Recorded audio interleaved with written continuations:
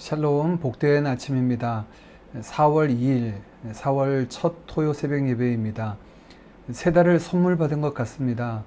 4월에도 주와 동행하는 기쁨 누리는 우리 모두 되기를 원합니다.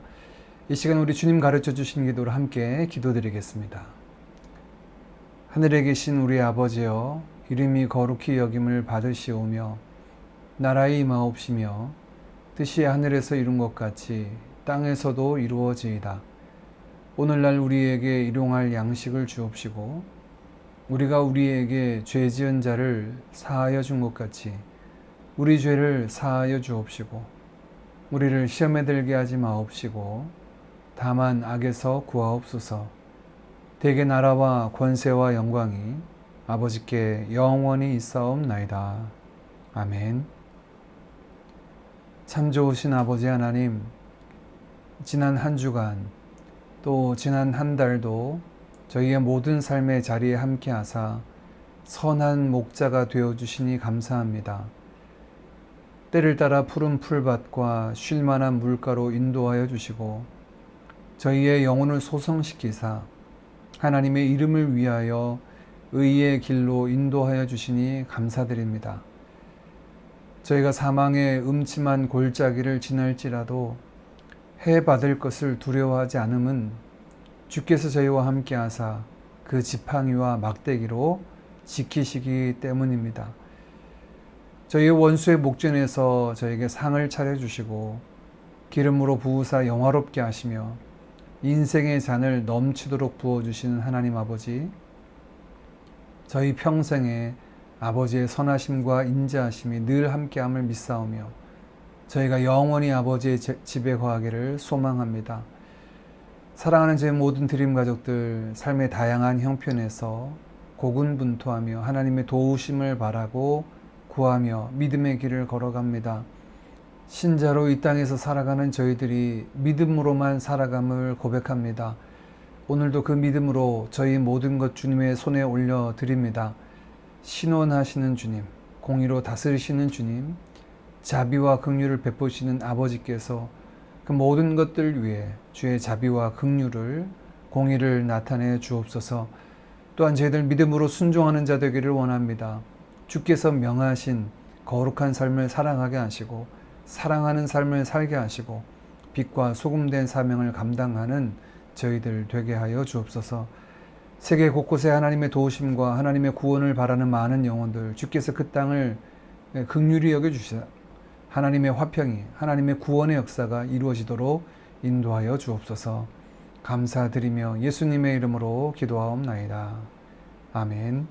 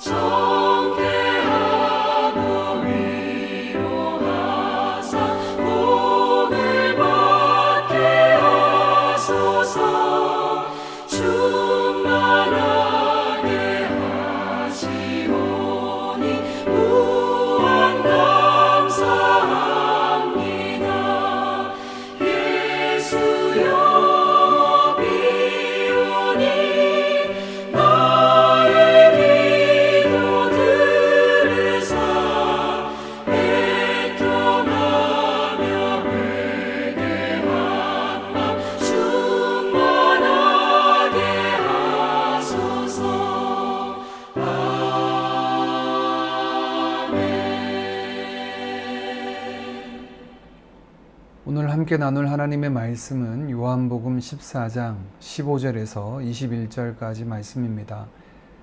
15절 말씀부터 함께 봅니다. 너희가 나를 사랑하면 나의 계명을 지키리라. 내가 아버지께 구하겠으니 그가 또 다른 보혜사를 너희에게 주사 영원토록 너희와 함께 있게 하리니 그는 진리의 영이라. 세상은 능히 그를 받지 못하나니 이는 그를 보지도 못하고 알지도 못함이라. 그러나 너희는 그를 아나니 그는 너희와 함께 거하시며 또 너희 속에 계시겠음이라. 내가 너희를 고아와 같이 버려두지 아니하고 너희에게로 오리라. 조금 있으면 세상은 다시 나를 보지 못할 것이로되 너희는 나를 보리니 이는 내가 살아있고 너희도 살아있겠음이라. 그날에는 내가 아버지 안에 너희가 내 안에 내가 너희 안에 있는 것을 너희가 알리라. 나의 계명을 지키는 자라야 나를 사랑하는 자니 나를 사랑하는 자는 내 아버지께 사랑을 받을 것이요 나도 그를 사랑하여 그에게 나를 나타내리라. 아멘. 성만찬 자리에서 주님은 제자들을 떠나신다는 말씀을 하셨습니다. 그러자 베드로는 이렇게 반응합니다. 13장 36절입니다. 시몬 베드로가 이르되 주여 어디로 가시나이까? 예수께서 대답하시되 내가 가는 곳에 네가 지금은 따라올 수 없으나 후에는 따라오리라. 제자들은 주님이 떠나신다는 말씀에 당황했고 또한 두려워했던 것 같습니다. 그리고 어제 묵상 본문에서는 주님이 떠나시는 이유와 목적을 그들에게 말씀하시며 위로해 주셨습니다. 그 목적을 알매도 불구하고 여전히 그들은 두려움 가운데 놓여 있었죠. 오늘 주님은 사랑스레 그 제자들을 안으시며 그들을 위해 준비하신 한 가지 대책을 말씀해 주십니다. 바로 또 다른 보혜사이십니다. 보혜사라는 단어는 우리가 사용하지 않는 단어이죠. 원어로는 파라클레토스라는 헬라어인데요. 뜻은 변호사, 위로자, 중재자, 도와준 헬퍼 등의 다양한 의미를 포함하고 있습니다. 여러 역할을 감당하는 존재를 뜻합니다. 영어로는 헬퍼 또는 카운셀러, 컴포터 등으로 사용하고 있는데요. 법적으로는 판사 앞에서 그를 옹호해주는 변호사의 역할을 지칭하기도 합니다. 이 보혜사 성령을 소개하면서 또 다른 보혜사라고 말씀하십니다. 즉 예수님이 그 보혜사이시고요. 원 보혜사이시고 예수님과 같은 사역, 같은 신성을 가지신 또 다른 보혜사이신 성령 하나님을 소개하고 계신 겁니다. 그 다른 보혜사를 보내주시는 분은 아버지시죠. 바로 성부 하나님이십니다. 그 보혜사 성령님은 예수님의 부재의 자리를 채우실 텐데 영원토록 우리와 함께 계시는 분이다 라고 주님은 말씀하십니다. 예수님의 구속사역으로 인해서 하나님께서 보내주시는 보혜사 성령님은 우리 안에 내주하셔서 떠나시지 않고 우리의 구원의 보증이 되시며 우리의 구원을 이루어 가시는 주체가 되어주십니다. 때로는 우리의 위로자로, 때로는 우리의 보호자와 도우미로, 또 권면하시며 또 우리를 변호하시며 이끄십니다. 이러한 성령님의 대표적이고 구체적인 사역을 진리의 영이라는 소개로 담고 있습니다. 17절 말씀에 보면 성령님은 진리의 영이시다. 진리 되신 주님의 삶을 바르게 이해하고 그 가르침을 새기며 바른 길 가도록 인도하시기 때문이죠. 성령님은 우리로 그리스도를 알게 하시고 진리 되신 그리스도를 믿고 닮아가고 전하게 하십니다. 진리 되신 주님과 우리를 이어주고 또 그 안에 뿌리를 내리고 자라가게 하시는 분이 성령님이시죠. 17절 말씀에 그는 진리의 영이라 세상은 능히 그를 받지 못하나니 이는 보지도 못하고 알지도 못함이라. 그러나 너희는 그를 아나니 그는 너희와 함께 거하시며 또 너희 속에 계시겠음이라. 성령님은 우리와 함께 거하시고 또 우리 속에 계실 것이다 라고 미래형으로 말씀하고 있습니다. 미래 시제죠. 왜냐하면 앞서 요한복음 7장 39절에 보면 아직 예수님이 영광을 받으시지 않아서 성령님이 그들 가운데 계시지 않는다라고 말씀하시는 부분이 있습니다. 이는 성령님이 오셔서 그들 가운데 내주하시는 사역이 그리스도의 십자가와 부활로 이루신 그 구속 사역을 근거로 하고 있음을 말씀하고 있습니다. 이건 너무나 당연하죠. 왜냐하면 삼위 하나님이신 성령께서 우리 안에 어떻게 거하실 수 있습니까? 죄인된 우리 가운데 어떻게 하나님께서 거하실 수 있나요? 얼마 전 우리가 묵상한 레위기에 의하면 우리가 피로 정하게 되어야 합니다. 대속죄일을 지내야 하나님의 임재 지성소를 경험할 수 있는 거죠. 피뿌림이 있어야 하는데 바로 그리스도의 구속사역이 이제 하나님이신 성령께서 우리 안에 거하실 수 있는 정결함을 허락하시는 것입니다. 성령께서 거하시는 것은 예수님의 십자가와 부활 이후에 오셔야 되는 이유가 바로 여기에 있죠. 하나님께서 우리에게 주시는 큰 복 중에 하나가 바로 성령 하나님이십니다. 성령님을 통해 우리의 모든 신앙생활이 이루어지게 하셨죠. 복음을 깨닫게 하는 이도 성령이시오. 죄를 깨달아 알고 시인하고 또 고백하게 하시는 이도 성령님이시오. 예수님을 향하여 믿음으로 반응하게 하는 것, 또 순종하고 또 예수 그리스도의 복음을 증거하게 하는 모든 것들이 성령님이 우리와 함께 하시고 내주하셔서 인도하신 그 결과라고 성령은 말씀합니다. 이 아침에 우리가 다시 약속하신 성령의 충만함을 구하기를 원합니다. 오늘 예수님께서 말씀하신 것처럼 우리가 성령의 소욕을 따를 때 육체의 욕심을 이루지 아니하고 내주하시는 성령께서 예수님의 부재의 자리를 이어가는 또 다른 보혜사가 되사 우리의 삶을 이끄심을 믿습니다. 우리가 성령을 따를 때 우리에게 성령의 열매가 맺혀지게 하셨고 성령의 권능이 임할 때 땅끝까지 이르러 증인되게 하신 줄 믿습니다. 주님의 약속의 말씀 붙잡고 그리스도의 구속의 사건을 근거로 하나님께서 우리에게 보내신 성령께서 우리의 모든 것들을 다스리시도록 구하는 이 아침 되어지기를 간절히 원합니다. 오늘 두 번째 말씀은 주님은 다시 오시마라고 제자들에게 말씀하시고 안심시키십니다. 주님의 이별은 잠시이며 다시 만날 날이 있다라고 말씀하시죠.